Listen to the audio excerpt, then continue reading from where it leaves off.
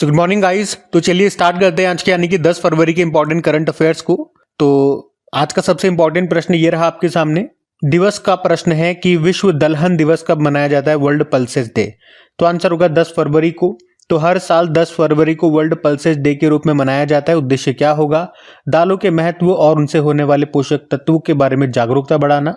और मैं आपको बता दूं 2016 में हमने अंतरराष्ट्रीय दलहन वर्ष के रूप में मनाया था। अच्छा, इस बार की थीम क्या है? थीम की बात करें, pulses bringing diversity to agri food systems. तो ये भी ध्यान में रखना। वैसे 10 फरवरी को नेशनल डिवॉर्मिंग डे भी होता है, राष्ट्रीय कृमि मुक्ति दिवस, ये भी ध्यान रखना। फिर अगले में पूछ रहे हैं कि अभी हाल ही में BAPS संस्था ने दक्षिणी गोलार्ध का सबसे बड़ा हिंदू मंदिर का भी उद्घाटन कहां पर किया? तो आंसर होगा साउथ अफ्रीका में। देखो, BAPS संस्था के बारे में आपने कई बार सुना होगा। इसका फुल फॉर्म मैं आपको बताऊं क्या होता है। इसका फुल फॉर्म होता है बोचासनवासी अक्षर पुरुषोत्तम स्वामी नारायणन संस्थान। तो ये संस्था स्वामी नारायण संप्रदाय के भीतर एक हिंदू संप्रदाय है जिसके अनुयायी भगवान स्वामी नारायण को पर ब्रह्म मान करके उनकी उपासना करते हैं। इन्होंने कई सारे मंदिर बनवाए। जैसे कि भारत में अगर बात करें तो एक बड़ा फेमस मंदिर है दिल्ली में, अक्षरधाम मंदिर, यमुना नदी के तट पर है, वो इन्होंने ही बनवाया। और भी कई सारे मंदिर हैं। एक तो पिछले साल न्यूज में भी था, एक मंदिर आपने पढ़ा होगा, यूनाइटेड अरब अमीरात के अबू धाबी में पहला हिंदू मंदिर बना था जिसका उद्घाटन खुद प्रधानमंत्री नरेंद्र मोदी ने किया था। वो BAPS संस्था ने ही बनाया था। BAPS हिंदू मंदिर पढ़ा था इस तरह से हमने, ठीक है। तो अभी हम पढ़ रहे हैं कि इन्होंने ही दक्षिणी गोलार्ध यानी कि साउथ हेमिस्फेयर का जो सबसे बड़ा हिंदू मंदिर है वो बनाया है। कहां पर? जोहान्सबर्ग, साउथ अफ्रीका में। ये आपको ध्यान रखना। फिर अगले में पूछ रहे हैं, हाल ही में भारत की पहली फेरेट रिसर्च सुविधा ये कहां पर शुरू हुई? तो आंसर होगा हरियाणा में। तो अभी हरियाणा के फरीदाबाद में भारत की पहली फेरेट रिसर्च फैसिलिटी का भी उद्घाटन किया गया। और फरीदाबाद में भी कहां पे? फरीदाबाद में जो translation health science and technology institute है वहीं पे ये शुरू हुई है। अच्छा, यहां पे होगा क्या? तो जो भी संक्रामक रोग हैं जो कि एक दूसरे से फैलते हैं उन पर यहाँ पे रिसर्च की जाएगी, वैक्सीन तैयार की जाएगी और उसका परीक्षण किया जाएगा, टेस्टिंग वगैरह की जाएगी यहीं पे।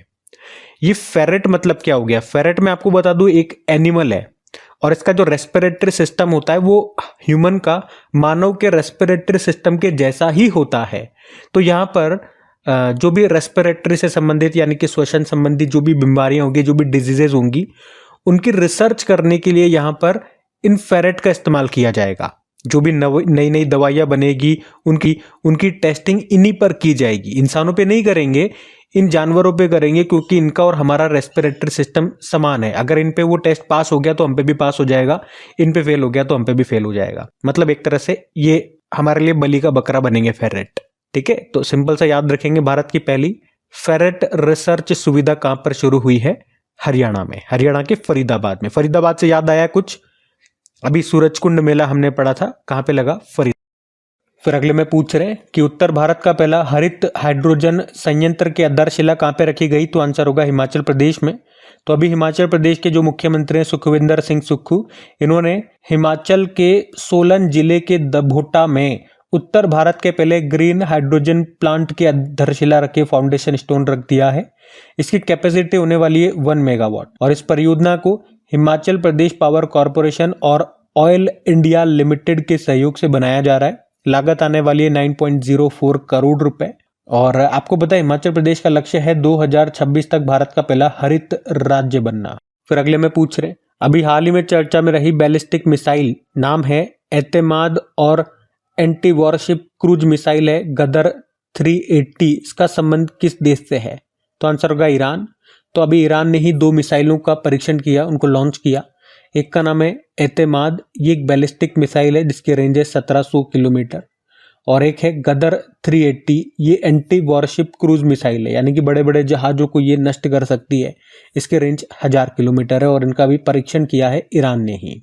अब ईरान ने किया है तो ईरान ले चलता हूं मैं आपको, लेकिन ईरान चलने से पहले एक प्रश्न आप लोगों के लिए छोड़ता हूं कि हमारी जो ब्रह्मोस मिसाइल है, आप बताओ, ये एक सुपरसोनिक क्रूज मिसाइल है तो इसकी स्पीड कितनी है? और 2 देश हमसे ये ब्रह्मोस खरीद रहे हैं, वो दोनों देशों के नाम क्या है, ये आपको बताना है। फिर अगले में पूछ रहे हैं, अभी वित्त वर्ष 2023-24 में भारतीय निर्यात का शीर्ष गंतव्य देश कौन सा है? तो आंसर होगा अमेरिका। मतलब सबसे ज्यादा हमने एक्सपोर्ट किस देश को किया ये पूछ रहे हैं, तो अमेरिका आंसर होगा। एक्चुअली में अभी भारत सरकार ने एक डेटा रिलीज किया, उसमें बताया कि वित्त वर्ष 2023-24 फाइनेंशियल ईयर 2023-24 में, और ये कब से कब चलता है, मतलब अप्रैल 2023 से लेके मार्च 2024 तक के लिए हम बात कर रहे हैं। जो हमारा निर्यात है, जो एक्सपोर्ट है, वो 778.21 बिलियन डॉलर तक पहुंच गया है, जो कि अब तक का एक रिकॉर्ड भी है। ये वित्त वर्ष 2013-14 के अगर हम तुलना करते हैं तब से, तो आप कह सकते हो 67% ये ज्यादा एक्सपोर्ट हुआ है इस बार, अगर हम फाइनेंशियल ईयर 2013-14 से कंपेयर कर रहे हैं तो। और ये उछाल वैश्विक व्यापार में भारत की बढ़ती भूमिका को प्रदर्शित करती है। अच्छा, सर्वाधिक एक्सपोर्ट हमने किस देश में किया? हमने कहा अमेरिका में। जितना भी एक्सपोर्ट हुआ है उसका 18% यहाँ पे हमने एक्सपोर्ट किया है। उसके बाद दूसरे स्थान पे यूनाइटेड अरब अमीरात की बात आती है। और किस सामान का, किस वस्तु का सबसे ज्यादा एक्सपोर्ट में वृद्धि देखी गई है, सबसे ज्यादा एक्सपोर्ट में इंक्रीमेंट देखा है, तो मोबाइल फोन आंसर होगा। देखो, बात अमेरिका की है तो ये रहा मैप में अमेरिका। वॉशिंगटन डीसी यहाँ की कैपिटल होती है। नए प्रेसिडेंट बन गए डोनाल्ड ट्रंप, 47 नंबर के हैं, रिपब्लिकन पार्टी से हैं। उपराष्ट्रपति कौन बने? जेडी वेंस, पूरा नाम है जेम्स डेविड वेंस। फिर अगले में पूछ रहे हैं, हाल ही में संयुक्त राष्ट्र ग्लोबल कॉम्पैक्ट पहल में अभी कौन शामिल हो गया है? तो आंसर हो जाएगा जीएमआर हवाई अड्डा। तो सबसे पहले तो हम बात करते हैं कि ये संयुक्त राष्ट्र की ये जो ग्लोबल कॉम्पैक्ट पहल है, ये है क्या, इसका उद्देश्य क्या है? तो इसका उद्देश्य है वैश्विक कंपनियां जो भी है उनको मानवाधिकार, श्रम, पर्यावरण और भ्रष्टाचार विरोधी क्षेत्रों में जिम्मेदार व्यवसायिक प्रथाओं को अपनाने के लिए प्रोत्साहित करना। मतलब कंपनियां सस्टेनेबल डेवलपमेंट गोल्स को ध्यान में रख करके काम करें, ये इसका मतलब हो गया। इसे सबसे पहले सन 2000 में लॉन्च किया गया था और अभी इसमें शामिल हो गया है जीएमआर एयरपोर्ट्स। जीएमआर ग्रुप जो है उसी की ये एक कंपनी है जो मुख्य रूप से एयरपोर्ट्स को डिजाइन करती है, उनका निर्माण करती है, उनका संचालन करती है, जिसका मुख्यालय है नई दिल्ली में। तो सिंपल सा याद रखेंगे, अभी ये संयुक्त राष्ट्र की ग्लोबल कॉम्पैक्ट पहल में शामिल हो गया है। फिर अगले में पूछ रहे हैं कि अभी हाल ही में नेविगेशन सैटेलाइट मित्सुबिशी 6 को अभी किसने लॉन्च किया? तो आंसर होगा जापान ने। तो जापान की स्पेस कंपनी है जाक्सा और इसी ने अभी ये मित्सुबिशी 6 सैटेलाइट को लॉन्च किया है, जो कि एक नेविगेशन सैटेलाइट है। किस रॉकेट से लॉन्च किया? H3 रॉकेट से। तो ये सैटेलाइट जापान का जो नेविगेशन सिस्टम है उसको और बेहतर बनाएगा। जैसे कि आपको याद होगा, भी कुछ दिन पहले ही हम लोगों ने हमारा जो नेविगेशन सिस्टम है नाविक जिसको हम कहते हैं, उसको मजबूत करने के लिए हमने NVS-02 सैटेलाइट को लॉन्च किया था, याद है? और ये पॉइंट हमारे एग्जाम के लिए और ज्यादा इंपॉर्टेंट क्यों था? क्योंकि ये इसरो का 100वां मिशन था। याद आया होगा आपको? याद आया है तो अब आप मुझे बता दो, उसे हमने किस रॉकेट से लॉन्च किया था? NVS-02 सैटेलाइट को।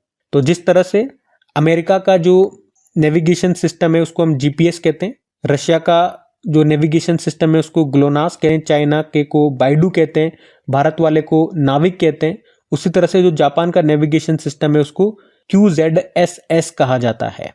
अब बात यहाँ पे जापान की है, तो ये रहा मैप में जापान। देखो, जापान की कैपिटल टोक्यो होती है, करेंसी है येन, प्रधानमंत्री शिगेरू इशिबा, यहाँ की संसद को कहते हैं diet.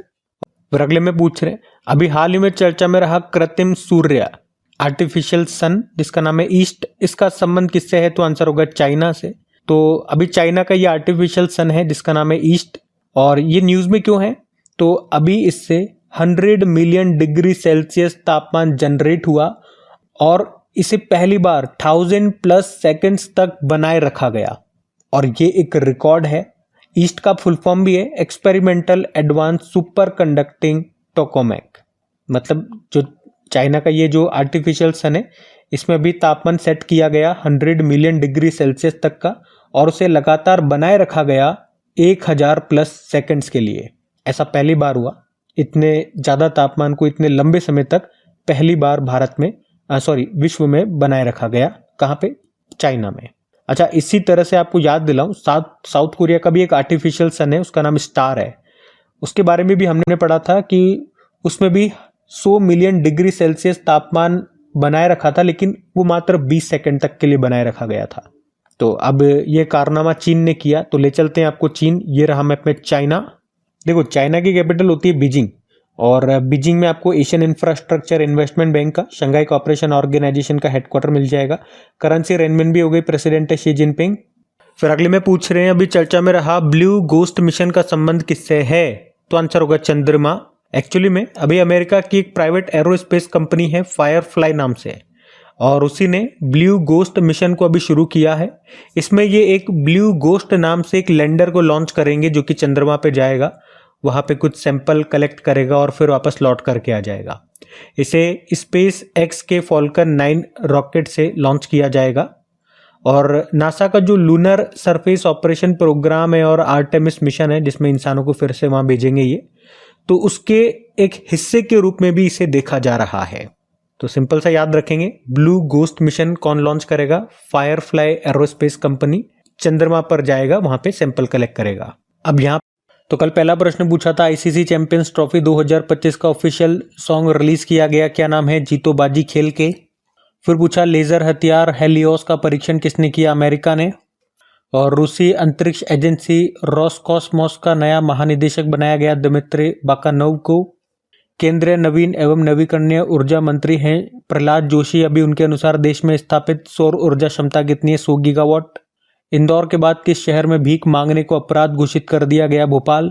Ministry of petroleum and natural gas का डायरेक्टर बनाया गया सागर सिंह कालसी को।